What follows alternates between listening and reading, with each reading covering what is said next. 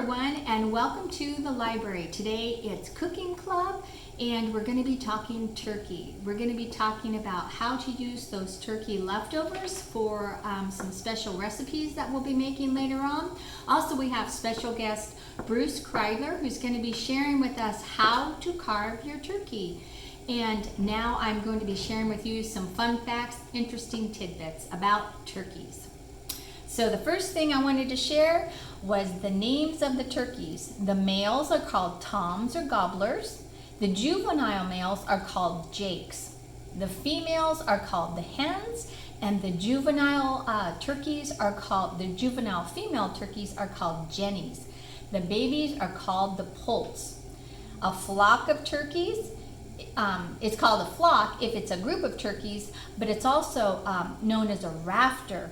And the babies are called the poults. I think I already said that one. Babies, speaking of the babies, let's get our word.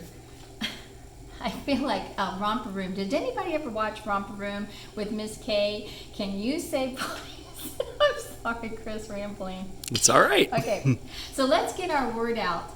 It's precocial. Precocial. The poults, the baby turkeys, are precocial, and that means that they have already, when they are born, their downy feathers. They can walk, they can run, and they get their own food. So they're precocial. Precocial. The only thing that the mom really does with the baby turkeys is she's their defender from any predators. But baby turkeys are precocial. Turkeys have two stomachs. The first chamber is called, I'm going to try and pronounce this correctly, proventriculus. It's the proventriculus. And the food goes into the first stomach. It's softened by the acid that's in the stomach. And then it goes into the gizzard, where the muscle smashes it into smaller pieces so it can be digested. So the first stomach of the turkey is called the proventriculus. We're learning lots of information today, guys. All right, so the next one. The wild turkeys have great vision. They can detect motion many yards away. Their vision is 3 times greater than 20/20 vision. They have a peripheral vision of 270 degrees. Normally for people, we only have 180, but they have a peripheral vision of 270 degrees. And they can also see UVA lights. The next thing, wild turkeys live to be about 3 to 5 years old. They eat nuts, seeds, berries, plants, so that's why they taste so good when you catch them.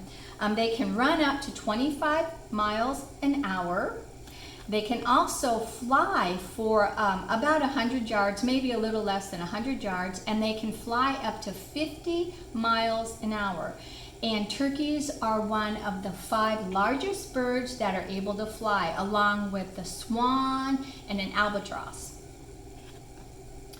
Turkeys, the male makes the gobble sound, which can be heard up to a mile away, and the female makes the clucking sound or a clicking sound.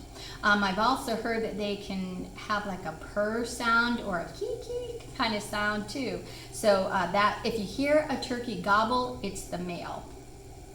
18 weeks to maturity for the turkey that you eat at Thanksgiving time. So 18 weeks for that turkey to get mature. Turkeys roost in the trees, and they also have appendages that are like mood rings. Let me show you. The turkeys have the forehead to beak snood. That is called the snood. They also have the wattle that is from the chin, hanging down from the chin. It's the wattle. And the snoods and the wattles also can change colors. If it's red, it's said that they are trying to attract a mate. If it's blue, it's said that they may be frightened. Or if it's pale looking, that is an indication that they're sick or ailing. They also have these things right here on the sides of their head that are called caruncles, and they look kind of, some people have said they look kind of like a brain or something like that, but those are also part of the turkey head, a caruncle. Very interesting. Can I also share with you the wishbone? Everybody in our family used to fight over getting this wishbone from the turkey. Let me just read to you some information about what the wishbone is. It is formed by the fusion of the bird's two collarbones. So they have two collarbones. It's also called a furcular. The bones serve as the connecting points for the muscles and a brace for the wings. During the bird's flapping, the wishbone acts as a spring to store and release the energy. This elasticity is also the reason snapping a wishbone before it dries is so tough. It also serves as a reminder that birds evolved from a group of dinosaurs. Researchers have found that the wishbone dates back more than 150 million years to a group of meat-eating dinosaurs that includes the T-Rex and the Velociraptor. So the turkey is a distant relative of dinosaurs. Very interesting. Now guys, I'm going to keep it real here. So another interesting fact that you may or may not want to know. If you see droppings on the wood floor or the wood, the lining of the woods, what am I saying, Chris? The wood floor. what is forage or not foliage, right? It's on the floor, the ground. How about we'll say the ground? All right, go ahead and start that little segment over. Okay. Another interesting fact that you may or may not want to know. It's about the droppings. I'm keeping it real, guys. The male droppings are J-shaped. The female droppings are spiral shaped. So if you come across some turkey droppings and you want to be able to determine it, if it's a J-shaped, it's the male, spiral shaped, it's the female. What exactly is the dark meat? So we're talking about the meat of the turkey. I'm going to read this to you because I found this really interesting as well. So the dark meat is just a different type of muscle than the white meat. White meat is the result of glycogen, which doesn't need much oxygen from the blood because the muscle it fuels only requires short bursts of energy. The dark meat, however, is found on the wings, the thighs, the drumsticks. These are muscles that are used for long periods of time, and they require more sustainable energy. It's made dark by the proteins that convert fat into energy. So that's what your dark meat is on your turkey. Another fun fact, 88% of Americans eat turkey for Thanksgiving. What's your favorite part? Is it a dark meat or it's a white meat? I just like turkey. And another of our interesting tidbits for turkey is in 1953, that was the first TV dinner by Swanson. It was made of turkey, stuffing, sweet potatoes, dressing, and peas. And it was the result of a salesman who ordered too many turkeys for the holidays. So he had over 260 tons of turkey left over. What was he going to do with it? So a salesman or someone from the Swanson company named Gary Thomas decided, let's make a TV dinner. They sold these TV dinners, which included the turkey meal, for 98 cents. And then the following year, they just went rampant with how the sales were for these turkey or for the TV dinners. So that's the original first TV dinner, 1953, a turkey dinner. And now I'm pleased to present our friend Chef Bruce Kreidler, who is going to share with us how to carve a turkey. This has got to be the easiest turkey I've ever carved because I didn't have to cook it. Yeah. The nice thing about this turkey is it's rested for half an hour at least. You want to make sure once you cook your turkey to the appropriate temperature, you want to let it rest so all the juices stay inside the turkey. So the first thing is, I've got it on the board. It looks pretty stable there. I'm going to put some gloves on because we don't want my dirty hands or anything on this turkey, because we could actually nibble at it if we had to. Because the guy carving the turkey always gets to eat the turkey first. So it's pretty stable there. You've got your wings here. And on most turkeys, you got a natural, you can see the V's here. So this is where I'm going to start at. I'm going to come down here. And if you look, this turkey is so well cooked, I can just pull it away. And it's already, this is my leg and thigh together. Now normally, you'd cut it straight down through here, but you can't see that little groove there. So you come in the back here, there's almost like a line, and this turkey is cooked so nicely. So I'm just going to go around, cut through here, okay? And now we got a nice leg there. Now the thigh, all I'm going to do is cut around this bone. See, the turkey's so well cooked, you just take that bone right out. And you want to save all these bones for your stock. So you want to bring it back. I'm going to move that over just so you can see different parts, and I can actually cut straight through this thigh meat here. And this could be like a presentation already, because a lot of people like thigh meat. It's nice and juicy. It's got a little bit more fat into it. The breast is, oh look, I have surprises in here. I'm scared to show you what I pull out. It's onion and garlic, and it looks really good. Now the breast is what most people like. I'm going to cut the side here just to make it. See how easy that came off? I can just actually take this bone. You want to take some of that meat off too. That's really rich meat there. You don't want to lose that into your stock. And again, I'm going to cut this way. I'm going to go this way this time, just so you can see exactly where that's at. See how that came apart? It's cooked so nicely. A lot of people just like eating the drumstick here. And I'm going to leave this one here. That popped right out, so you know this bird is cooked. I'm going to leave this one whole so we can see it whole. Now, the breast, there's a couple ways to do it, but I'm going to go right down the keel bone here. There's a keel bone right in the middle. So I'm just going to go down each side of the keel bone.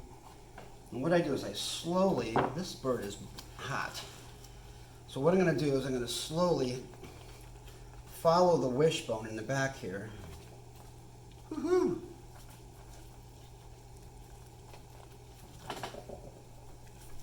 See how it just, you better be wearing gloves, and then I can pull that breast right away, okay? So you really don't have a lot left on there. And when a turkey, your meat, you want to cut it against the grain. The grain's going this way, so I want to cut like this. Nice and slow.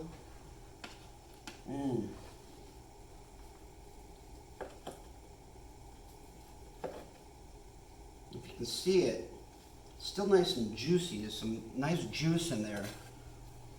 So these are going to be nice portions. I'm going to continue cutting this whole breast here. And of course, a sharp knife is always preferred. And you don't want to lose that nice crispy skin. So that's one half of the bird. Wow. Now the leg, a lot of people, this leg will just almost tear right apart. A lot of people love the legs. So I'm going to cut this and just break it. Some people like to nibble on these. You can put this in the stock pot if you wish, or a lot of people like to eat the legs. So let me do the other side here. See this keel bone right there? That's that bone you were going on, okay? That's almost like the backbone. So I'm going to cut around the side here.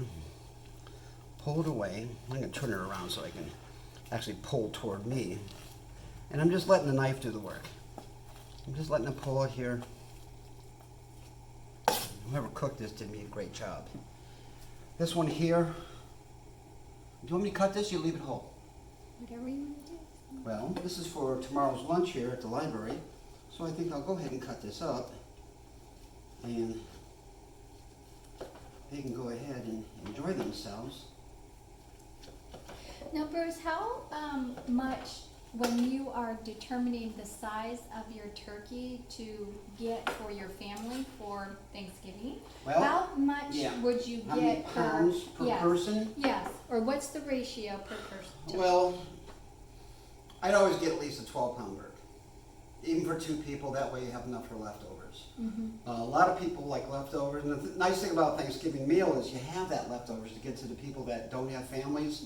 So here's a tray of turkey, take some cranberry, some stuffing, and really people like that. So that's half the thing of going to anyone's house is like, I know I'm walking away with something. So the more the better, I would say. But there isn't a really No, there's not really like tried a- and true like right. a half a pound per I'm sure, person. yeah, I'm or- sure there's an app out there, you know, that would tell you. But I get a nice looking bird, and go for it. Again, here's the wing. This will separate really easily. You put the wing in there. That's stock. Now all this here, see, this is, oh my goodness, this is good. So this is why we're cooking and carving this turkey. Here is the wishbone, which a lot of people, we grew up waiting for this to dry and waiting, thinking that we're going to get our wishes. Maybe it did, I'm not sure. Here I am cooking and eating still, so that's a good thing. And there's so much more meat you can just take off this and have this. All this underneath here I'll throw away, except this backbone. For stock. This is all stock. So that's going to be our turkey soup for tomorrow or the next day. Jennifer, questions? Oh, how do you make your stock, Bruce? I just put all this into a stock pot, fill it with water, cold water, and then I add celery, carrots, bay leaf. If I have any thyme, I'll throw some thyme in there and just let it simmer until I get a real nice flavor. And then I strain it off. You can go 4 to 6 hours on a turkey stock. And the more you reduce it, the richer the broth is going to be. And then you can set that aside. If it's cold outside, you can put it in the garage and cool it off quicker. But if it's, you know, really warm outside, you're gonna have to put it in smaller, shallower containers so you can cool it fast enough so it doesn't like heat up your refrigerator. Okay. Because turkey stock can do that. Any kind of liquid can do that. If it's too hot in your refrigerator, yeah. So make sure it's cooled off before you refrigerate. Yeah, you want to put that in there. It's got to be down to 41 degrees within 7 hours. Within 7 hours. Within 7 okay. hours, yeah. Okay. But this is what we're having here. We've got 2 legs, we've got 2 thighs, of course, 2 breasts. This is enough to feed, I would say, 15 people at least. Moderately, because you're not just eating turkey, you're Right. eating dressing, you're eating cranberries, green bean casserole, etc., etc., etc. Yes. And this looked good. I think I might come over here tomorrow after I get done Awesome. biking. There's plenty. There's I plenty. know, I know. You made it look so easy too. Wow. It was cooked already, so that's half the battle of cooking it Yes. and doing stuff like that. Okay.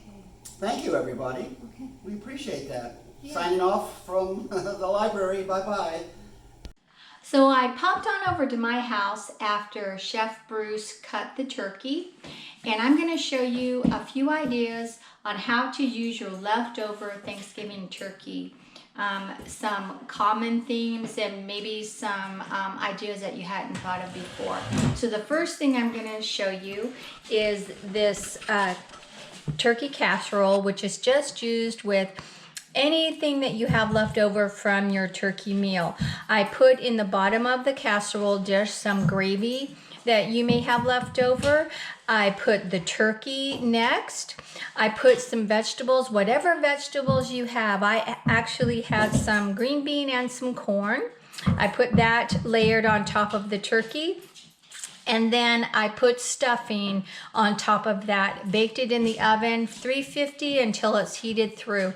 A nice simple dinner that you can use with all of your leftovers.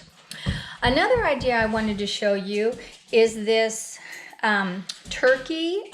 barbecued turkey nachos. What I did is I took some leftover cranberry sauce that I had, and I used some barbecue sauce. You can use your favorite barbecue sauce, whatever that is. I mixed those two together. Then I added a little bit of cumin in with that mixture. I put my turkey in to thoroughly coat it. I layered some nachos on my baking dish. Put that turkey mixture on that had the barbecue cranberry sauce on it. Put some cheese on that. Put that in the oven for 350 just till the cheese heated through. A really nice, simple, kind of different meal that you can use with your turkey. The next thing I wanted to show you are these little turkey cranberry hot pockets. Let me cut one open so that you can see what it looks like inside. I used crescent rolls and I used a muffin tin that was sprayed. I used the crescent rolls and in each muffin tin I put one crescent roll, the wide side, into the muffin tin itself. The extra I just laid over the side. I filled that in with a mixture of turkey and gravy. There's a little bit of cream cheese in there, some cranberry sauce as well, and some nuts. Then I just layered the extra part of the crescent roll back over this. Bake those in the oven for about 15 minutes on a 375 oven. Those are something really simple and really tasty too. These are really good. The last thing I wanted to show you was this panini. It's a turkey cranberry panini, and I've cut that open. I used this bread from Kroger. It is a cranberry walnut batard. You can use any kind of bread you like, any kind of rustic, hearty bread that you would like. I also have this cheese here from Kroger as well. It's in the specialty section. It's cranberry Wensleydale with cranberries in it. It's a really good cheese. I used that on the panini. I buttered both sides of the bread. I layered some cream cheese on there as well. There's some turkey. One side of the sandwich has Swiss, the other side has that Wensleydale cheese. I put that in my George Foreman preheated grill there and let that cook until it was toasted on both sides and the cheese had melted through. Really tasty. So there are some ideas that you can try. And I'm sure that you have lots of other ideas that you use for your leftover turkeys. If you wanted to let us know, send us a line or let us know in our email. So I'm going to go ahead and head back over to the library and we'll see you there. So we're back at the library now. We've got all of our food prepared. I showed you what we made with the leftover turkey, but I have one more bonus for you that I wanted to share with you. It's not turkey, but it goes with the turkey. It's a side, and it's from my friend Pat, and this is her recipe. So this is cranberry orange relish, and it is really good. It's very refreshing. So how you make this is a pound of frozen cranberries. You can keep your cranberries fresh in the freezer. A pound of frozen cranberries, 2 apples, 2 oranges peeled, and some sugar. She suggested a cup and a half, but you can adjust that to however much you want. So you put that in your food processor, you blend it up however coarse or fine you want it, and then it's a delicious, refreshing side dish that you can have with your turkey. So check out our website, www.knox.net, for other events and videos. Connect with us on social media and follow us on Google, Facebook, Twitter, Instagram, and Pinterest. And subscribe to us on our YouTube channel. So now we've fed our minds with some fun facts and interesting tidbits. We fed our bellies with some recipes using the leftover turkey that Chef Bruce had carved up for us. And now we're going to feed our souls. I'd like to leave you with this inspiring thought. Happy memories, happy times, happy moments. These I wish for you to enjoy with your loved ones on Thanksgiving Day. From our library family to yours, happy Thanksgiving.